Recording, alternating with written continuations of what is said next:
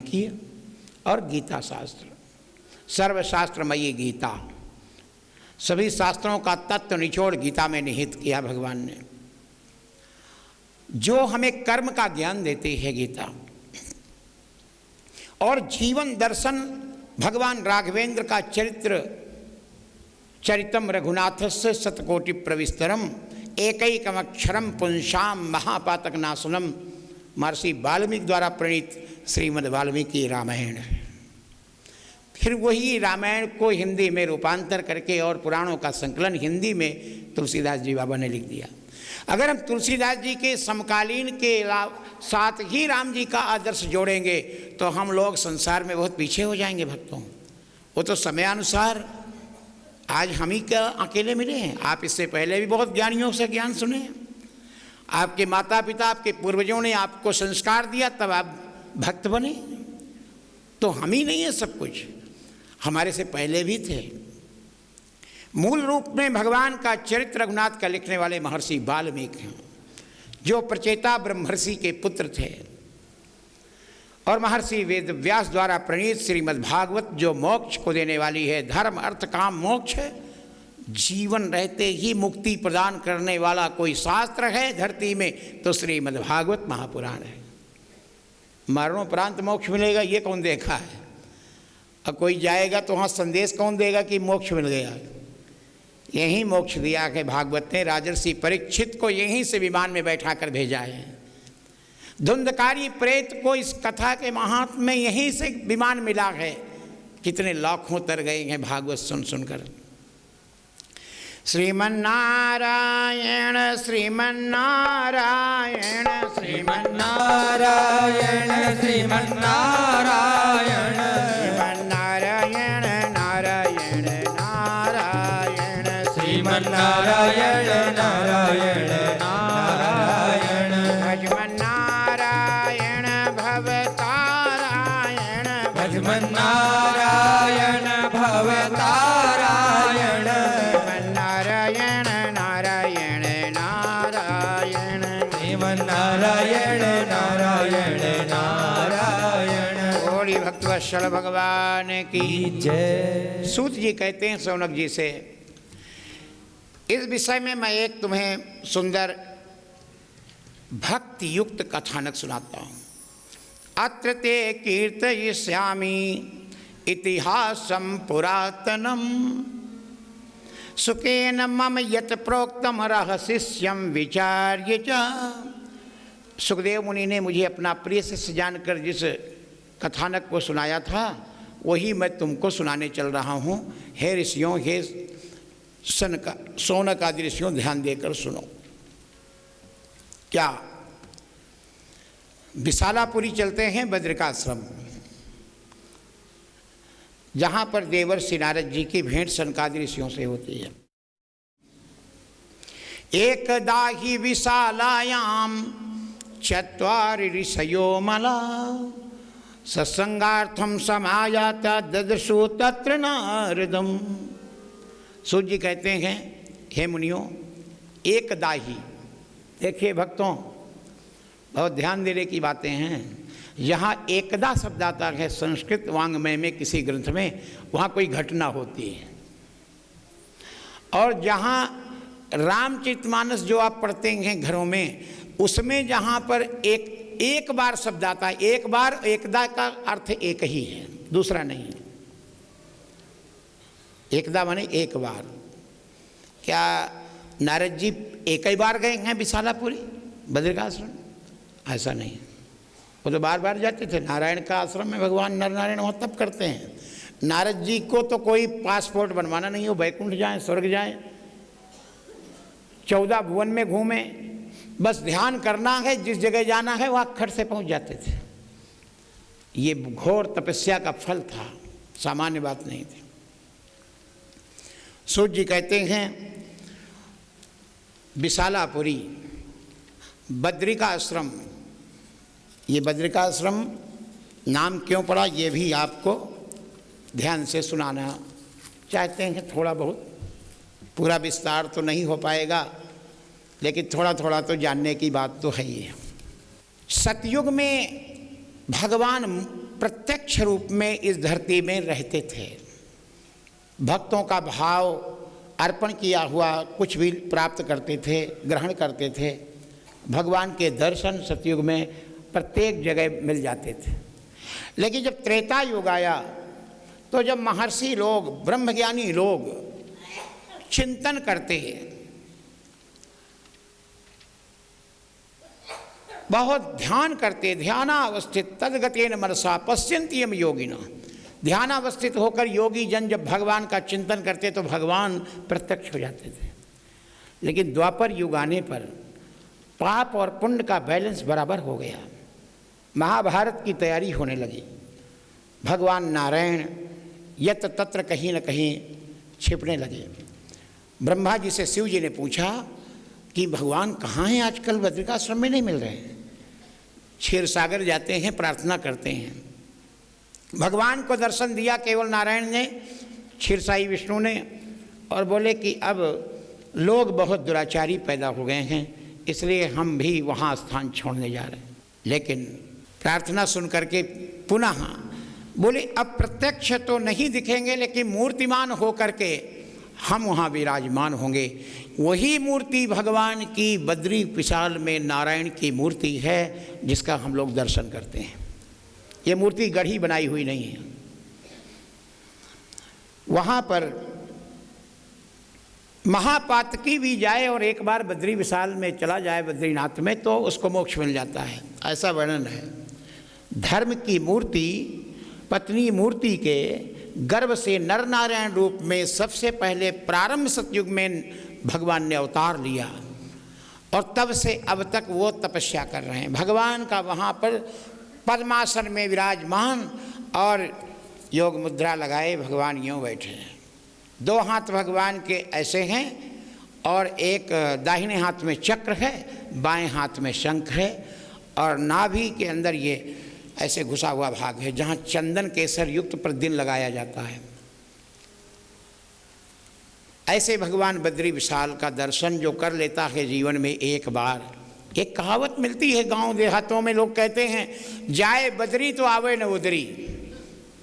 अगर बद्रीनाथ का दर्शन कर लिया एक बार तो माँ के उदर में फिर नहीं आता। वास्तव में सही है। नारायण का दर्शन, नारायण का नाम अगर एक बार कर ले तो उसको पुनर्जन्म नहीं होता है। नारायण का नाम भी तो लोग नहीं जपते हैं, अनेकों नाम बोलते हैं। नारायण, गोविंद, कृष्ण, हरि, माधव, मुरारी, अच्युत, इन नामों का अगर संकीर्तन हो तो निश्चित है कि उसके पास पाप नहीं भटकेगा। श्री कृष्ण गोविंद हरे मुरारे, हे नाथ नारायण वासुदेव, इसमें सभी आ जाते हैं। ये संकीर्तन मंत्र है। ये नारायण भगवान जब तपस्या करने लगे तो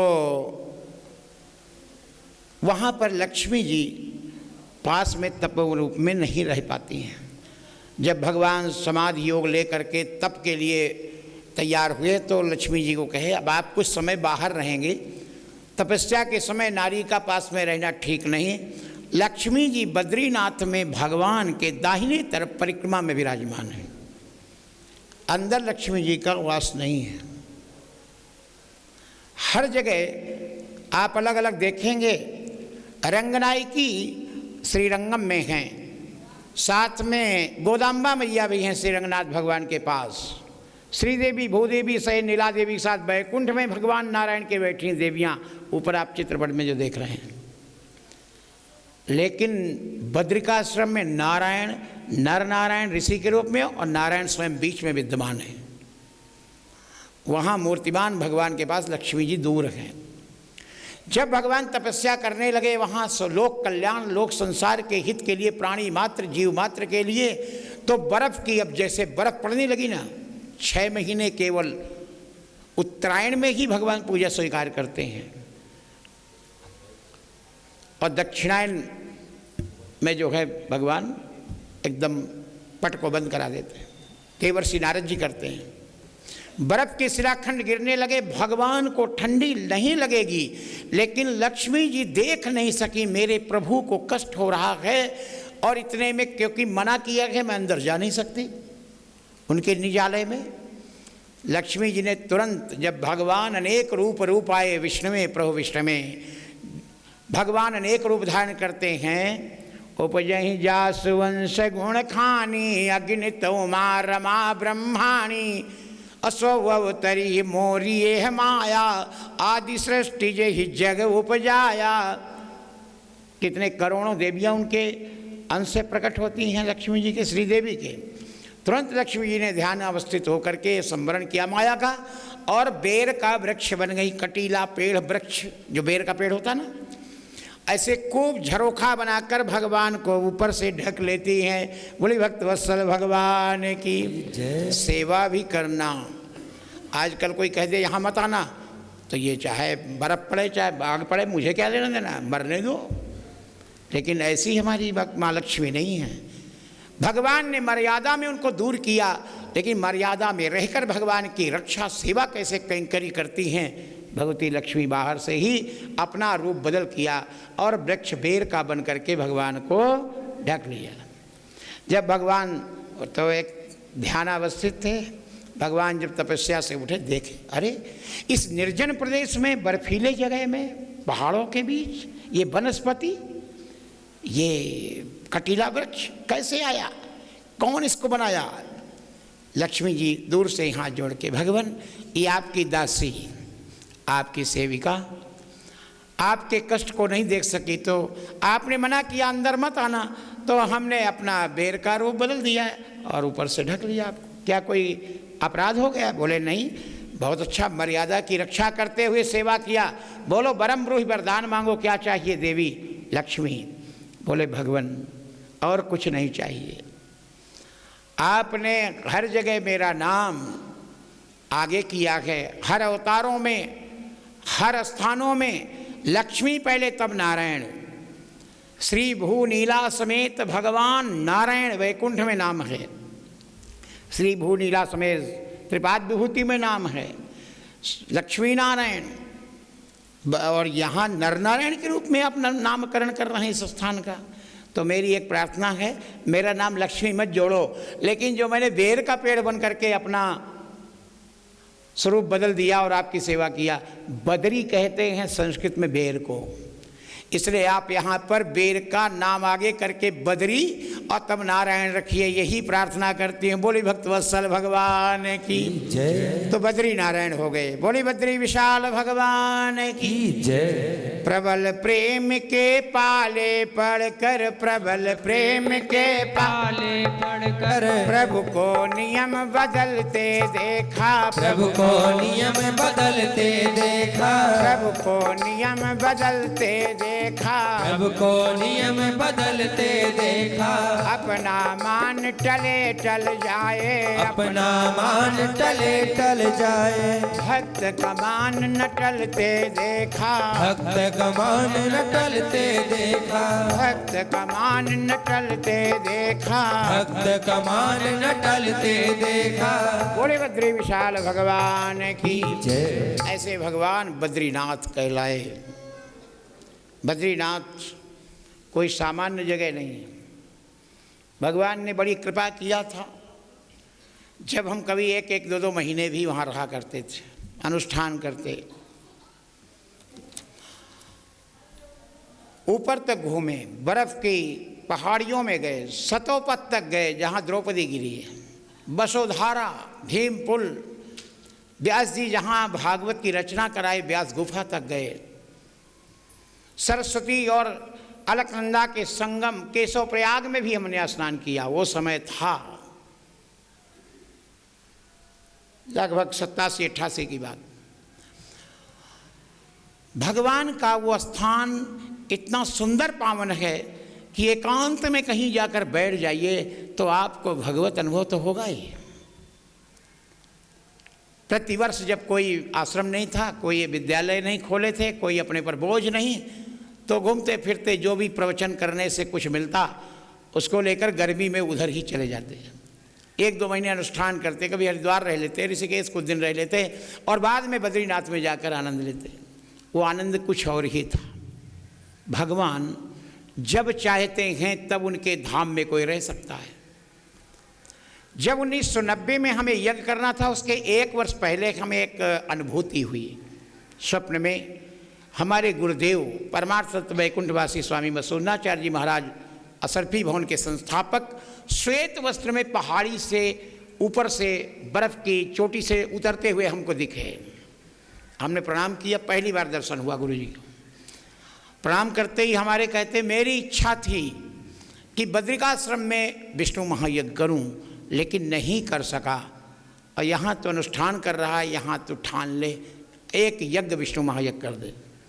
ये स्वप्नवत गुरु के आदेश को हमने जाकर भगवान बद्री विशाल के चरणों में प्रार्थना की कि भगवान अगर आप आज्ञा दें तो हम यहाँ लोगों को लाएं, नहीं ये विकट विषम स्थिति में कैसे हम रह सकते हैं, और हमारे पास कुछ है भी नहीं। भगवान ने प्रार्थना सुना और अगले वर्ष 1990 जून में वो विष्णु महायज्ञ हुआ, जहाँ यहाँ अलवर से भी बहुत से भक्तों का वहाँ आगमन हुआ था। उस यज्ञ में जो अनुभूति हुई, मिट्टी का तेल गैस सिलेंडर उसमें जा नहीं सकता था, और बद्रिकाश्रम में चीड़ की लकड़ी मिलती है, उसको लगाओ तुरंत वो धुआं उड़ जाता है, उसमें कोयला भी नहीं बनता कि रोटी सेंक सको। पानी बरस रहा है। जीयर स्वामी जी का अष्टाक्षरी क्षेत्र श्री श्री श्री त्रिंडी श्रीमन्नारायण चंद्र जीयर स्वामी जी महाराज को आप लोगों ने दर्शन किया, उन्हीं के आश्रम में वो यज्ञ हो रहा था। मिट्टी का तेल खत्म है, सब तरफ ढूंढवाया गया, कहीं भी नहीं मिल रहा। अब कैसे प्रसादी बनेगी? हम यज्ञ में बैठ गए। हम क्या भगवान के द्वार पर हैं, उनके दरबार में हैं, जैसी उनकी इच्छा होगी वैसा करेंगे, हम क्या कर सकते हैं। अगर वो ब्राह्मणों को, वैदिकों को, भक्तों को प्रसादी देना चाहेंगे तो कोई व्यवस्था करेंगे। हम तो यज्ञ में बैठ गए।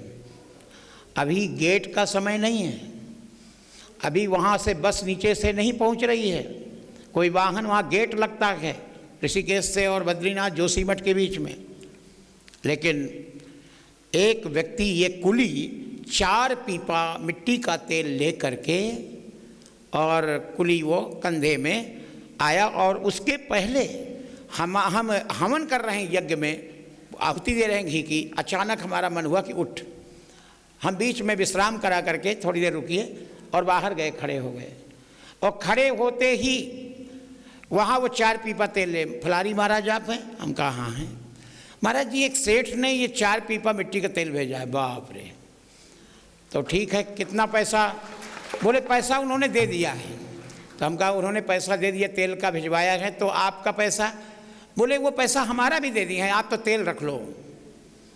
अब हमें तो तेल मिल गया, हमारा तो स्वार्थ पूरा हुआ जो हम चाहते थे। इतने कहे कि भगवान के धाम में कोई भूखा नहीं रह सकता है, हम तो अपना कर्म करने चल रहे हैं। अब अगले समय के लिए नहीं तो जो भी कच्चा माल है, कुछ फली दाना है, मूंगफली है, कुछ चना है, भिगो के चबाओ, हम भी ले लेंगे कुछ फल वगैरह। लेकिन भगवान ने व्यवस्था कर दिया। 4 पीपा तेल उस समय 90 में जून में मिलना बहुत कठिन था। बिना गाड़ी मोटर के साधन आए हुए अचानक प्रकट हो गया, और दक्षिणा भी नहीं लिया। जब चले गए तब हमारे मन में आया कि भगवान तो नहीं आए थे, चले गए।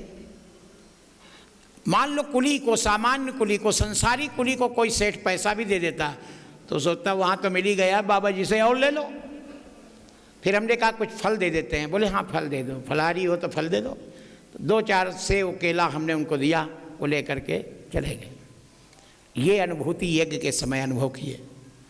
और दूसरी अनुभूति, एक बार जब हम सतोपथ की ओर जा रहे थे वसुधारा की तरफ, तो भीम पुल के आगे एक महात्मा वयोवृद्ध रुग्ण अवस्था में बैठे हैं, और उनके घाव है जंघा में करीब 2.5-3 इंच का, उसमें कीड़े पड़े हुए हैं, और वो कीड़े अंदर अंदर काटते हुए घोंसला बना दिए, मांस को खा रहे हैं। एक कोई भक्त डॉक्टर था, थैला लटका करके वो पट्टी देखकर उनकी दशा को निकाल कर पट्टी कर रहे थे, कीड़ों को चिमटी से निकाल रहे थे। हम जाते हुए देखे वसुधारा कि ये कर रहे हैं काम, अच्छा है। तकलीफ है महात्मा को। ऐसे छोटा सा एक गुफानुमा पत्थर लटका था, उसके नीचे बैठे। और जब हम वापस आते हैं तो वो महात्मा पट्टियों को निकालकर उन कीड़ों को जो बाहर पड़े थे फिर अंदर डाल रहा था। तो हमने कहा महाराज संत जी, वो डॉक्टर जब हम चले थे इधर से तो देखे वो आपका इलाज कर रहा था, और अब आप इस कीड़ों को फिर घाव में डाल रहे हैं, गड्ढे में। तो कहते हैं कि वो डॉक्टर था, अपना काम कर गया, तो महात्मा है बैठ जा, मैं तुझे बताता हूँ। हम बैठ गए जिज्ञासु बनकर, क्या बात है? बोले भगवान ने इन कीड़ों को मेरे शरीर में इसलिए पैदा किया है मेरे कर्म का भोग करने को। ये अगर मुझे बिना खाए हुए मर गए कीड़े बाहर, तो फिर मुझे जन्म लेना पड़ेगा इनको खिलाने के लिए अपने देह को।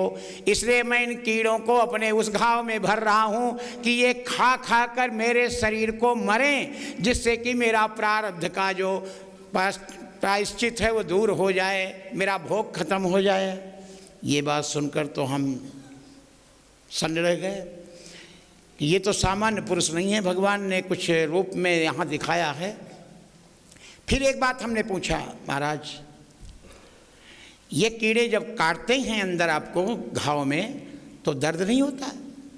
क्योंकि एक मच्छर, एक चींटी, एक चींटा काट लिया शरीर में तो वेदना होती है। तो कहते हैं ये कितना भी काट रहे हैं मुझे कोई कष्ट नहीं है, ये ऐसे सहलाहट लगती जैसे कोई हल्का हल्का सिर में तेल लगावे, मालिश करे। ऐसे सुंदर अच्छा लगता है ना जब कोई सिर में बालों में लगाता है। बाप रे!